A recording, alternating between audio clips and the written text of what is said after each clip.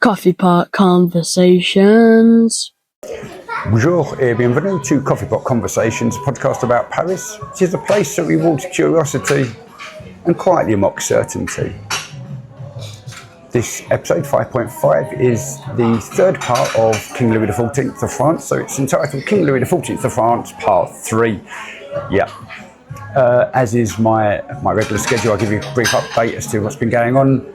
I then entertain you with the news, we go into the conversation, and then I conclude and give it a little coming up. So that's what we're going to do. So a little what's been going on about me. Skip forwards if you want. Let's call it 2.5 minutes. Anyway, I'm in my local Costa Coffee, which is where you see people coming around being noisy, and it's great. Sometimes it's quiet, sometimes not so much. This is one of those not so much times, but it's International Mother's Day weekend, so yeah. Anyway, I'm sat at a wobbly table, so apologies to that. Apologies if that happens. This is where my body moves as I talk with my hands. Typical thing that I do. So what's been happening is I went to a party 2 weeks back, and it was a joint party. Well, it wasn't, but the special people who got invited were myself, Griff, Reynolds, and we were invited to Schofields, who turned 50 this year. So that's nice. The fabulous four of us all turned 50. So that's sort of why we were called to court. The day after, Rory decides he's going to go get himself injured playing rugby. Not his leg, don't worry, it's just his chest, his top rib area. And spent a few hours in A&E on that Sunday. We then spent some more hours in A&E on the Thursday, where he had a bit of a recurrent, I don't know what happened. But essentially, it's just a muscular injury, which will hopefully be settled down by the time that his team are ready to play rugby again. Jasper, no injuries over his ribs, which is good. He also played at the weekend on a first team pitch, so that was nice.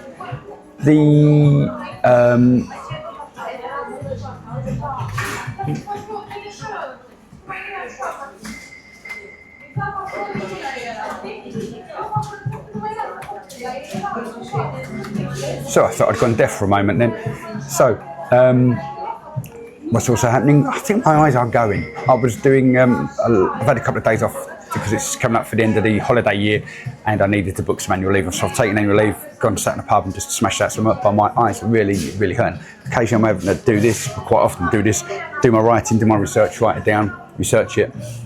And I think it might be the lighting. They did report I'm beginning with a cataract in my left eye. I don't know how true that is. I don't know. But good luck to my mum, who's also going in for a cataract shortly. I think they're starting with the right eye. A couple of weeks later, they'll do a left eye. It's it's one of those things. The majority of my family have had it. I suspect I'll get it, but a little sooner than I anticipated. Still, that's about it. I'm going to hand you over to Paul, who looks like he's in a submarine. Over you, Paul. We're in a submarine. Thanks, Paul. No, not a submarine, just my local coffee shop. It's funny you should mention it. Anyway, at the Porte de Versailles, President Emmanuel Macron spent a record-breaking 14 hours at the Salon de l'Agriculture, which wrapped up on March the 1st. However, this wasn't your grandfather's farm show. Due to a highly localised biosecurity alert, that's biosecurity, some of the bovine stars were kept behind glass, while others were represented by high-fidelity holograms. The president was photographed petting a digital Charolais cow, a move that immediately became a meme across French Twitter. Despite the digital livestock, Macron stood his ground during intense debates with farmers about the new soil sovereignty subsidies, proving that while the cows might be virtual, the beef is very real. President Macron then sped away to visit the Ile-Longue nuclear submarine base near Brest. While the visit was officially to discuss the progress of France's third-generation nuclear-powered ballistic missile submarines, the internet was more focused on the visuals. Macron was photographed in a high-tech Navy turtleneck, looking into a periscope with enough intensity to melt a glacier. Rumours that he was only looking for a quiet place far from the agricultural fair protesters remain unconfirmed. If you've walked past the Trocadero this week, you've likely seen the pink snow. Now, thanks to a bizarre temperature spike in late February, The cherry blossoms have staged a premature coup. The sakura are in full, confused bloom 3 weeks ahead of schedule. Botanists are calling it a false spring, and city officials are pleading with the public not to climb the trees for the perfect selfie.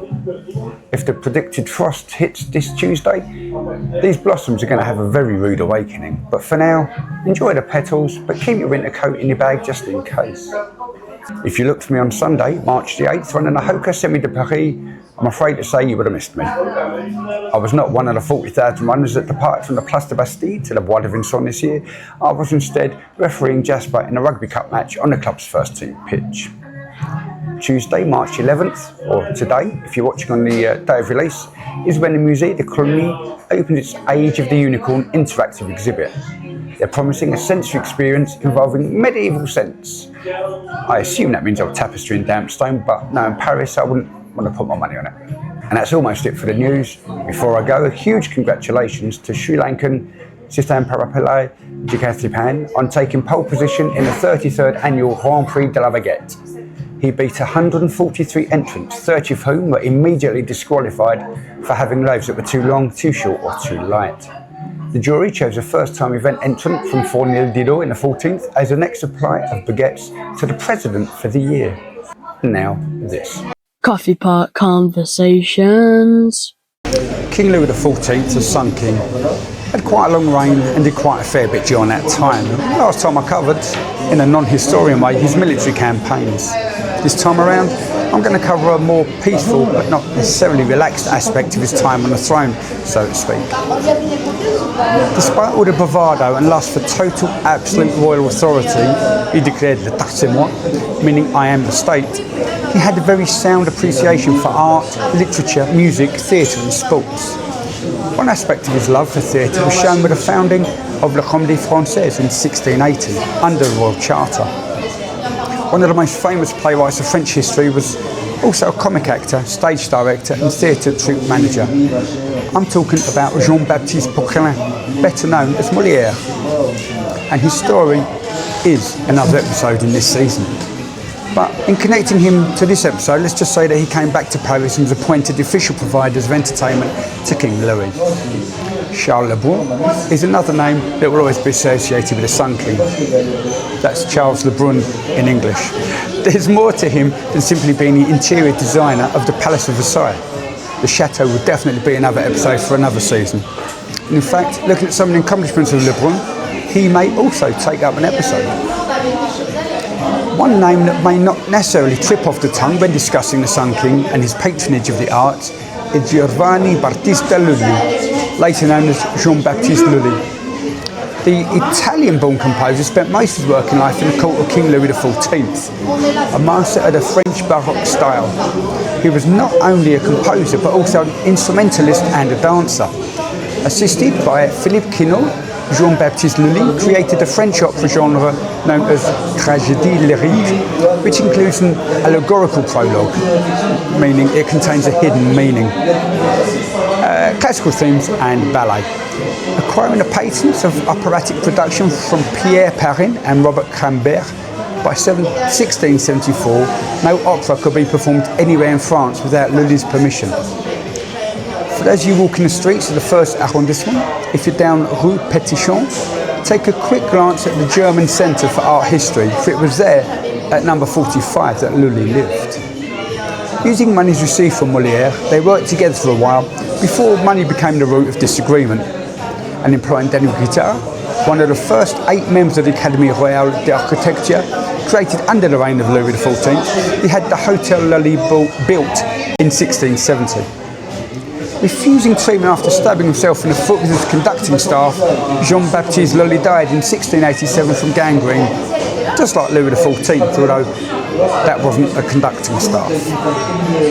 The Académie Française is an institute that pretty much oversees the French language, citing the main function of the Academy will be to work with all possible care and diligence to give certain rules to our language and to make it pure, eloquent and capable of treating the arts and sciences. Another episode for later on this season, and it will cover more of the fascinating organisation and its history. But needless to say, Louis XIV had a role in it. Not as big as many may think, but still significant enough to be included in this little segment. Essentially, Pierre Séguier, protector of the French Academy and Chancellor of France, held Academy sessions in his house until his death. It was at this point Louis XIV appointed himself patron and ensured from that point on the title would belong to the kings, who eventually heads of state. Something else that the Sun King allowed was the Académie des Sciences in 1666. Egged on by Jean-Baptiste Colbert, the first Minister of State. The institution was established in Paris by Colbert to advise the Crown of scientific matters. King Louis' first visit to the Academy took place in 1681, when he witnessed the dissection of an elephant. Colbert, moreover, did a little bit more than just whisper ideas into the King's ear. After having ousted Nicolas Fouquet, the Surintendant des Finances, owing to the glorious chateau of Vaux-le-Vicomte. There may be more about this palace in a different episode. He finally became the Contrôleur Général of Finance and went about gaining public trust and loyalty, not just for him, but for the king in his realm. By creating a more fair and just taxation method, the Treasury was now receiving large sums of money. Very helpful with the many wars that were taking place through the reign of the king. One other way that Colbert assisted with finance was through industry and commerce. International trade was of paramount importance, and as such, many regulations were brought in to ensure the success of it. There's a little glimpse of this in the Urban episode. Despite his plans, failings were happening as a result of falling global prices, something we could do with in current times, but his achievements were amazing nonetheless. He increased French manufacturing output, expanded trade and set up new industries on a permanent basis. Perhaps something the UK should look at again. As a Secretary of State for the Navy, he arranged that the Atlantic Fleet, those that were mentioned in the Casablanca episode, to be sailing ships manned by professional sailors. For those on board the Mediterranean galleys, common criminals, political offenders, Protestants, African and Canadian slaves were used. His influence in the economy of French provinces proved very successful at the time, especially when New France and birth rates increased with the population tripling in 10 years.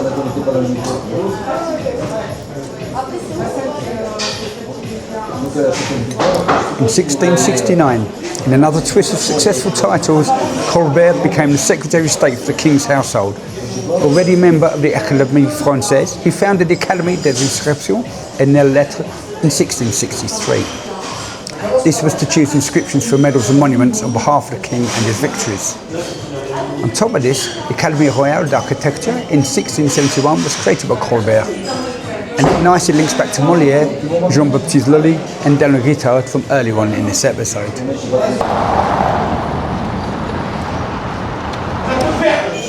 Founded by Cardinal Mazarin, Colbert sponsored the Académie Royale de Peinture et de Sculpture and had Charles de Brun as director. And this should all tie up nicely when we start to look at the chateau of Vaux-le-Vicomte and Versailles. Much like the royal family tree, there appears to be much incest taking place with academies and appointments to the crown's consort. As a point of interest, Colbert disapproved of Louis XIV's extravagant expansions of Versailles. He would have preferred to have seen renovations take place at the Louvre, which is going to be starting shortly a few hundred years later. The last thing I'd like to cover about Jean-Baptiste Colbert is his passing. By the age of 64, bedridden with kidney stones that caused him severe stomach aches, he sadly died. But Colbertism became an economic theory. Simply put, the aim is to reduce imports and increase exports, to which, whilst keeping taxes low and fair throughout. He is buried in the Église Saint-Eustache, which is actually my favourite church in Paris, and it's just tucked around the corner from where I'm sat in Au-Peintre-Quille. The first dance institution in the Western world was l'Académie de Danse. Not surprisingly, it was founded in Paris in 1661, and similarly unsurprisingly, it was under the eye of Louis XIV. Giving 13 masters of dance the task of establishing and regulating standards for the art of dance, the group met regularly to codify court and character dances whilst examining new and existing dance teachers. Some say that Louis got his nickname of Sun King from when he played the Rising Sun in the Ballet de la Nuit in 1653. His ballet was apparently of quite a high standard. Not quite art as such, but Le Plus Belle Avenue du Monde had serious backing from Louis XIV. Originally created by his grandmother, Marie de Medici, she decided that she wanted a tree-lined avenue leading from her beloved Tuileries garden toward the fields on the outskirts of Paris, where vegetables were grown to be later sold in the local markets. This area became known as the Avenue des Tuileries, and as time moved on, King Louis XIV requested that alterations be made, and André Nôtre was brought forth to make the Rejuvenation and upgrade the green scene. He adjusted the Tuileries by making the central aisle wider and planting a double row of elm trees. This ended at the roundabout Champs-Élysées and Marceau de Sade, or now better known as Franklin de Roosevelt metro station, with a new extension made all the way at the top of the butte. And it was here that the name Avenue des Champs-Élysées was granted in 1709. Eventually, Emperor Napoleon Bonaparte plonked the Arc de Triomphe at what people consider to be top of the Champs-Élysées. Coffee Pot Conversations. And that was episode 5.5, King Louis XIV of France, part 3. Yellow post-it note, black top, just couldn't find black post-its. Anyway, I would like to mention that whilst I did say Molière was going to be this season, it's not. It's going to be next season. I've had to split, as I've mentioned before, some of the episodes into 2 parts. It's bumped everything out, so surprise, it didn't go according to the plan, but as always, organic, so I'm happy with that. Also, more importantly, possibly, I would like to apologise for any pronunciation issues that we had during the news or during the episode. French and Sri Lankan, really not my fortes in the language department. I even struggle talking English sometimes. Anyway, that was pretty much the conclusion, which is nice, which means it's going to be nice and short and sweet. Maybe 2 minutes at a stretch if we're lucky, running about around a minute at the moment. I've changed seats, as you can see. It's a little bit quieter. Probably still got music playing in the background, which hopefully YouTube won't block out, because it's not my fault. And there we go. But if I say, I'm just going to review this nice, gentle, melodic tune, I can maybe get away with that. Anyway, talking of getting away with that, now it's time for Jasper's jingle. Coming up on Coffee Pot Conversations.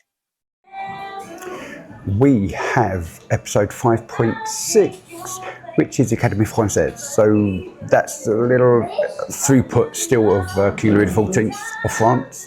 I'm not going to make it part 4 because I talk more about the Academy, but as we know, I take tangents. Talking of taking tangents, Rory went to some open days at college, late in sixth form college, just to see what that was all about. Trying to get Jasper involved so we can find out what he wants to do. Difficult to know at this stage. He's still young and not really knowing what he wants to do. But we also have season 6 coming up. But before that, we've talked about lifts and stairs. Not particularly exciting, you may think, but I do cover quite some interesting facts during that. And we've also finishing off with 2 episodes on the parks and gardens of Paris. So that'll be a part 1 and part 2, then the best bits. So as always, I look forward to that. And if you want to let me know your best part, please, or best bit, I should say, please let me know. Email in bestbits@englishmaninparis.blog. That's it. So I can't think of anything else to say. It's a minute and a half in, which means that waiting 10 more seconds. Oh, that's a dubious amount of time, and it's a long, long, long time. Oh, Roy's got a Pixel phone now as well, so he's moved away from his iPhone onto Android. Just got Jasper left, and maybe Nev will follow suit after a few more years of trial and tribulations with the iPhone.